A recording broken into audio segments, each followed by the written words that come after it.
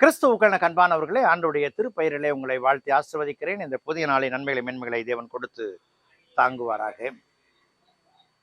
இந்த நாளின் தியானத்திற்காக ஒரு வசனத்தை உங்களுக்கு முன்பாக வைக்கிறேன். அது 1 ராஜாக்களின் புஸ்தகம் 19ஆம் அதிகாரம் 19வது வசனம். அப்படியே அவன் அவ்விடம் விட்டு புறப்பட்டு போய் 12 ஏர் பூட்டி உழுத சாப்பாத்தின் குமாரனாகிய எலிசாவை கண்டான். அவன் 12ஆம் ஏரை ஓட்டிக் கொண்டிருந்தான். எலியா அவன் இருக்கும் இடம் மட்டும் போய் அவன் மேல் தன் சால்வையை போட்டான். மேக்கிங் டிசைபிள், சீஷனை உருவாக்குதல். ஒரு அற்புதமான ஊழியக்காரன் எலியா. இறைவனுடைய நாமத்தினாலே பல்வேறு விதமான அற்புதங்களை செய்தவன். வேதத்திலே நாம் வாசிப்போம் என்று சொன்னால், அவன் 8 அற்புதங்களை இறை திருநாமத்தை கொண்டு அவன் செய்தவனாய் காணப்படுகிறான். இறைவன் சீடர்களை தெரிவு செய்கிற விதமே மகத்துவமானது. இறைவனுடைய சீடர்கள் தங்களுக்கு சீடர்களை அல்லது இறைவனுக்கு சீடர்களை உருவாக்குவதும் அற்புதமானது. இங்கே பாருங்கள், வெகு அழகாக 12 ஏர்பூட்டிய உழுது கொண்டிருந்த சாப்பாத்தின் குமாரனாய் எலிசாவை கண்டு அவனை எப்படி அழைக்கிறான் என்று சொன்னால், அவன் மேல் தன் சால்வையை போட்டான்.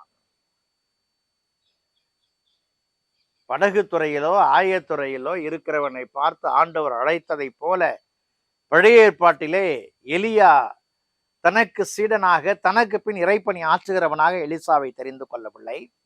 அவனை பார்த்த மாத்திரத்திலே அவன் தோளிலே அவன் தன் சால்வையை போடுகிறான். இப்ப கூட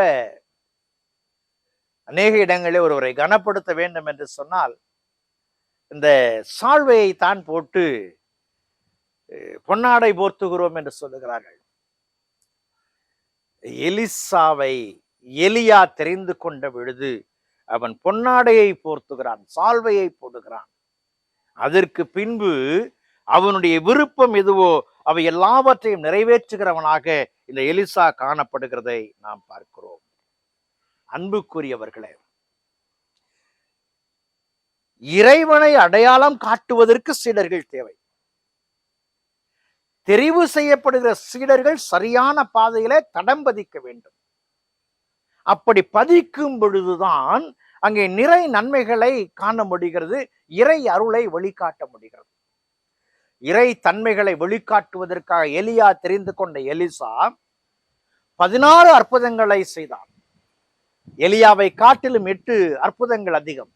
அப்படி செய்தவன் இறைவனுடைய நாமத்தை மகிமைப்படுத்துகிறவனாகவும் குருவின் சித்தங்களை, குருவின் நோக்கங்களை, குருவை அனுப்பினவரை நிறைவேற்றுகிறவனாகவும் அவன் காணப்படுகிறான். யோவான் நற்செய்தி 1ஆம் அதிகாரம் 36வது வசனத்துல யோவான் ஸ்நாபகன் கூட இயேசுவானவர் போகும்பொழுது தன்னுடைய சிஷ்யர்களுக்கு சொல்லுகிற வார்த்தை, இதோ தேவ ஆட்டுக்குட்டி என்று சொல்லுகிறார். அவர் நடந்து போகிறதை கண்டு இதோ தேவ ஆட்டுக்குட்டி என்று சொல்லுகிறார். இறைவனை அடையாளம் காட்டுகிற ஒரு சீடனாய் காணப்படுகிறான். யாருக்கு? தன்னுடைய சீடர்களுக்கு. ஏன் காட்டுகிறான் என்று சொன்னால், அவர்களும் சீடர்களை உருவாக்க வேண்டும். அவர்களும் சத்தியத்திலே நிலைத்திருந்து சீடர்களை உருவாக்குகிற பிள்ளைகளாக அது காணப்பட வேண்டும். அன்புக்குரியவர்களே, இன்றைக்கு உங்கள் மேல் என் மேல் போடப்பட்ட சால்வையாக தேவனுடைய வேதாகமம் இருக்கிறது.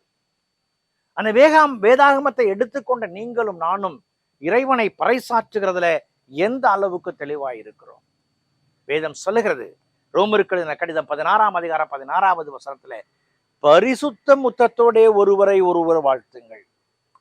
சீடத்துவத்தின் அடிப்படையாக we must give the holy kiss to each and every one of the people. பரிசுத்த முத்தத்தோட we must wish the people. ஆனா நடைமுறையில இன்னைக்கு ஒருவரை ஒருவர் குறை சொல்லுகிற பிள்ளைகளாய் காணப்படுகிறோம். அன்புக்குரிய விசுவாசிகளை, இந்த ஞாயிற்றுக்கிழமையில சீடர்களை உருவாக்குகிற பணியை தேவனாகிய கடவுள் நம்மிடத்துல பொறுப்பை ஒப்படைத்திருக்கிறார். பரிசுத்த முத்தத்தோட வாழ்த்தி இறைவன் தந்த பொறுப்பை நிறைவேற்றுவோம். எலியாவிடத்துல தந்த பொறுப்பை எலிசாவிடத்துல கொடுத்து நிறைவேற்றினார். யோவான் ஸ்நாபகனிடத்துல கொடுத்த பொறுப்பை தன்னுடைய சீசரிடத்துல ஒப்படைத்து நிறைவேற்றினார். இன்றைக்கு நீங்களும் நானும் அதற்காக அழைக்கப்பட்டிருக்கிறோம். புரிந்து கொண்டு செயல்படுவோம். கடவுள் ஆசீர்வதிப்பார். ஜெபம் செய்வோம். கிருபை நிறைந்த நல்ல ஆண்டவரே, இந்த நாளுக்காய் இந்த வேலைக்காய் நன்றி செலுத்துகிறோம். உம்முடைய திருக்கரங்களை எங்களை தாழ்த்துறோம் சாமி.